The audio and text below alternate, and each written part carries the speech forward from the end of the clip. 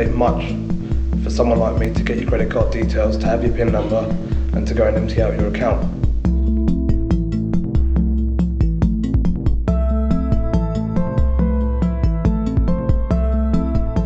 The students who go to university, they haven't really got a lot of money. It was all about having a job or to start doing some sort of crime to fund my way through university. You could have someone that's on drugs, someone who needs the money, and you could pay them a small amount of money, maybe something like £50, and they will go through a whole street, clear out every single bin, and look for the information that you want. So people do need to be careful and try and get rid of all their information in a safe way. A lot of people, they log on at home onto their internet banking accounts, and if they haven't got a secured network, then someone could be sitting outside, logged onto your Wi-Fi, and they could be just searching through what you're doing. They can see everything, every stroke you play on the computer. They know. Change your PIN every few weeks. Now, say for instance, you go and use your card in a shop that I've targeted and I'm getting the details out of there. I'm not necessarily going to use your card details straight away. So it could probably take 6 weeks to even 2 months, even 3 months down the line. Now, if you've changed your PIN number every month or so, then you can stop me from going into the cash point and getting your money.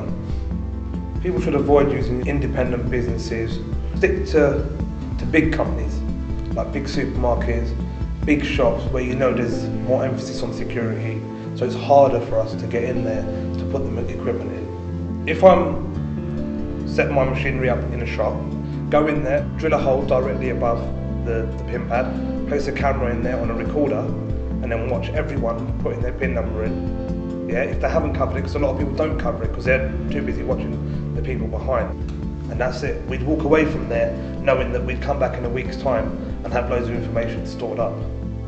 We sometimes send a team abroad. They will take a few bits of equipment with them. Once they're over there, we'll send them the information they need. They'll make up the cards. Literally, they'll go to the cash point with your PIN number and cash the money out for as many days as it works. So say as a team, you've been out for 7 days, you've done £100,000. Altogether, they're going to take £20,000 and they'll split it between their team. I was arrested in 2006 in Denmark. 2 of my friends who were at the cash point were arrested. They were searched and I think they had a hotel key card on them. I obviously knew that they'd been arrested. I came back to clear out all the stuff from the room. I did manage to get rid of everything. It was quite funny actually because the police officer was in the lift with me. I didn't know he was a police officer because he was just a skinhead guy wearing a pair of shorts. And to me, he just looked like a normal guy. And he said to me, "Oh, excuse me, can I ask where you're from?" And I said, "Oh, I'm from England." So I had the police officers surrounding me with guns, making me get down on the floor. Being in prison is not easy, and you have a lot of time to reflect on things when you're locked away behind your door, because that's all you think about is the outside world, why you're here, and all the hurt that you're causing people. Came out of prison probably about just over 2 months ago now, and I think the main thing that I've got out of prison is number one, meeting people on the forgiveness calls, and that they've kind of instilled in me to be positive when you get out. Being in prison is not the end of the world.